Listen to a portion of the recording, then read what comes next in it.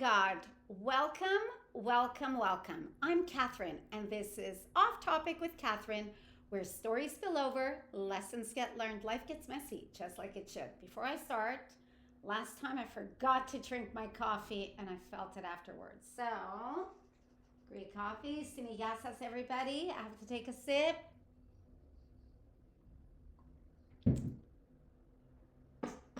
And I'm so happy that you are joining me today. Now, last episode, I had mentioned that today I would be talking about a topic leading up to my Greek wedding, how I prepared for it. But in the course of the last week, as I film once a week, I ran into someone that I wasn't able to actually speak to them because there was a bit of a distance between us, but I kind of tried to wave this person down, and I just couldn't help but talk about him today.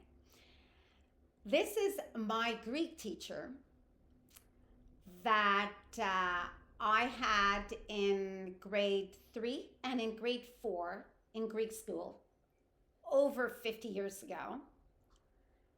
I used to go to afternoon Greek school every day from grade 1 or kindergarten maybe till grade 6. Now, I remember this teacher. I've always thought about him actually during the course of my life for many different reasons.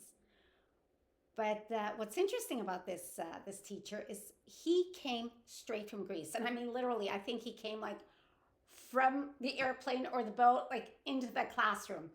He had this very serious look, like we're talking 50 years ago.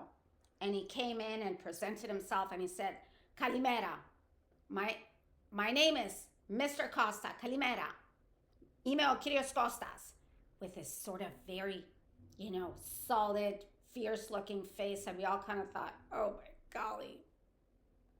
Anyways, the experience with Kosta was a very interesting one because his disciplining methods, today, we would and get locked up somewhere. But back then, it's the way it worked, especially if you were in Greek school and your teacher came straight from Greece. That's what he knew. That's what he had learned. That's what he had come to teach. Did it work? Of course not. But we didn't question it. His methods of discipline were two, and two alone. It was, he's either going to yank your ear out of the side of your head, or he's going to pull out that famous ruler, and yes, ouch. For some reason, I don't know, that never happened to me. I don't know, maybe I was so terrified and I made sure that I did everything the way it was supposed to be done. I think so, probably.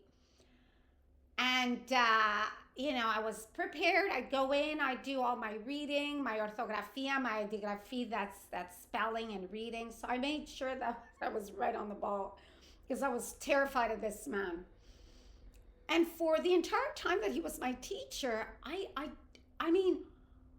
don't remember him ever smiling. Like, I don't think he ever smiled. So that was him back then. Fast forward, when I was I'd say I was about 37, 38, roughly, I got a job teaching at a Greek school, a trilingual school, where my son was going to start going to in elementary. And, he was, learning Greek and English and French. And later my daughter went to that school as well. And I remember asking him shortly after he started school, how's it going? What are your teachers like? It was very typical, even when my son was in school, in Greek school, that, it was very common for a teacher to ask you a question, you didn't know the answer, and they just bonk you on the hand with a book. We're not going to go further than that. We're not going to get into a discussion. That's the way it was. Did I agree with that? That's a different topic. And I remember him telling me, Mom, I have this Greek teacher, and he's just so amazing. I said, really? He says, yeah, he's so great. I said, what's so great about him? Well, he's so engaging and he's so interactive and he's bringing all these props in the classroom and he's not teaching, but he's teaching, but he's actually modeling everything, not from a book, but just physically doing stuff to entertain us, to really make us feel like we're part of the learning process. Not he's the teacher, we're the student, but we're all involved. And I said, who is this teacher? His name's Kosta, Mr. Kosta. I said, oh, yeah, really? That's interesting. I had a teacher named Kosta when I was in, I don't know, like your age roughly. And boy, do I have a story to tell you. Not the same guy at all. It says, oh, well, my teacher's great. So parent-teacher interviews come. And I'm ready to meet his Greek teacher and see how he's doing in Greek school, but at the same time, just like find out who is this incredible teacher. So I walk in the classroom, and I couldn't believe it. That was my teacher. That was my teacher.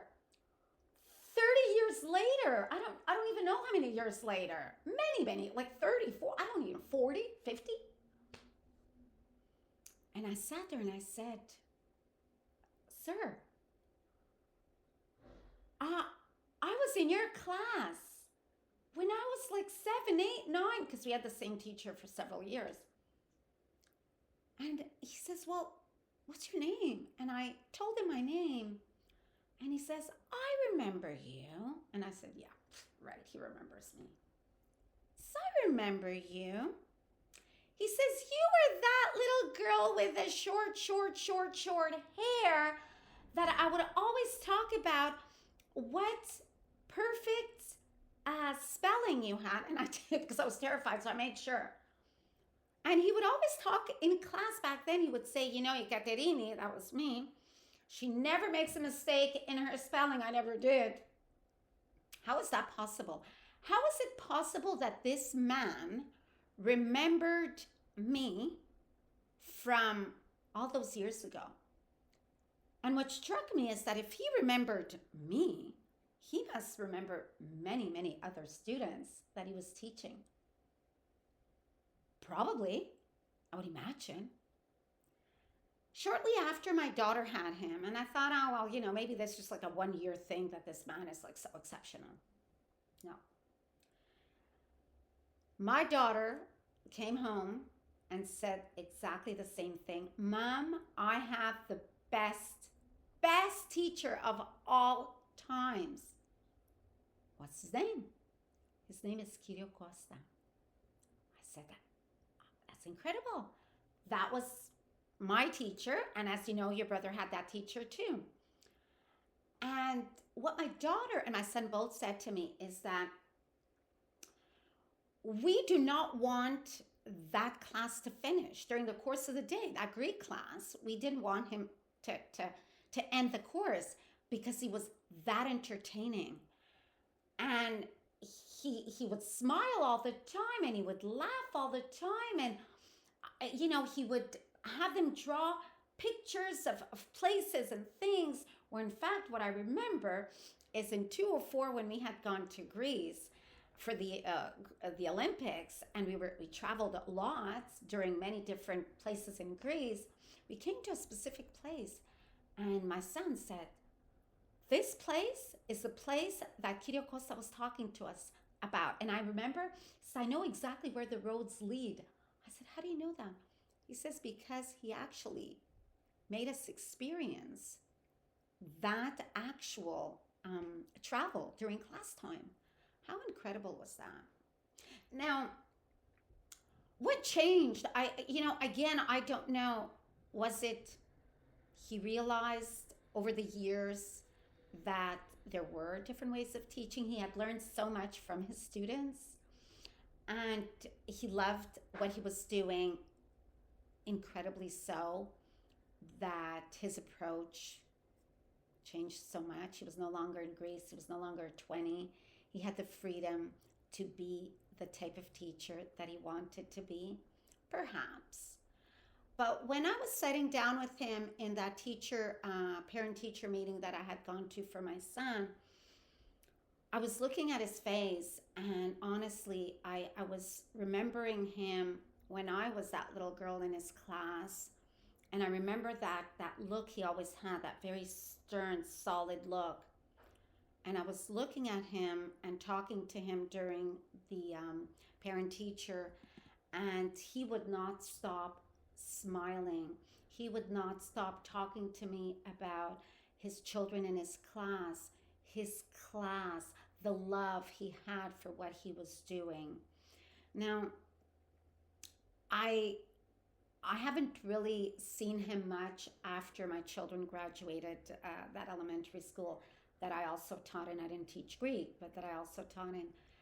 And I haven't seen him for many, many years. I'd say it's been like 18 years since my son and daughter graduated elementary. But because I saw him, I think it was him, I hope it was him, it brought all these memories back.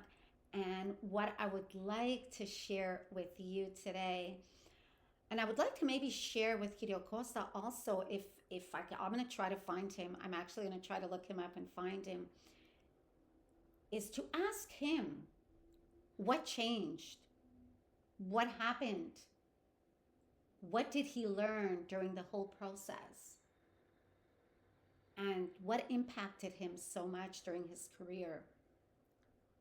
And the most important thing that I'd like to say is to thank him for having such a positive impact in my children's lives, in all the children's lives, but even in my life. And I guess I'm also very fortunate to have been able to see the difference of Kosta with the way he was 50 years ago, and how he had transformed himself to this incredible teacher 35 years after. I would love to be able to thank him for that, and to show and to tell him how much I appreciated him as a parent, and still appreciate him as a person, because to be able to go in a classroom and devote yourself to that level, it takes a lot of energy. And in fact, the preparation that this man must have been doing in his own personal time I could only imagine being a teacher myself. And it goes a long way. A thank you towards a teacher goes a long way, even if they're not always doing things the way that we as parents want to see them happen, because we are so emotionally attached. I think it's important to always remember that. And the other thing I would like to mention is that I myself, also being an educator for 35 plus years, I hope I've had some impact to some child out there. But what I can honestly say on a personal level is that I have learned so much from my children that I've been teaching for all these years, that I never thought that it would be the case. And they model to me, but I model to them, but they equally model things to me that I learn. It's like, oh my gosh, I didn't know that. Really? You little person think like that? That's incredible. That's amazing. So that was my story that I wanted to mention today, because I just could not let this teacher just pass in my mind without mentioning to him. Maybe he's even watching this podcast. I don't know. But I will definitely try to reach out to him and see if I could connect with him and share my thoughts with him. And if I do, I'll let everybody out there know. So that's a little bit about today. And today's coffee wisdom is this: whether you're a teacher, whether you're a student, no matter who you are, when we keep our minds and our hearts open, We can all learn so much from each other. And next time you join me, I will be talking about um, how I prepared for my wedding day. And it's kind of like an interesting little situation, but we'll learn more about it. And as you've noticed, my dog Apollo is not with me today. He's at the vet's. It's the fourth attempt to get him examined. So my daughter and my son-in-law have taken that responsibility because it doesn't work with me. So thank you again. And just remember that life's a little better when you go off topic. Thank you.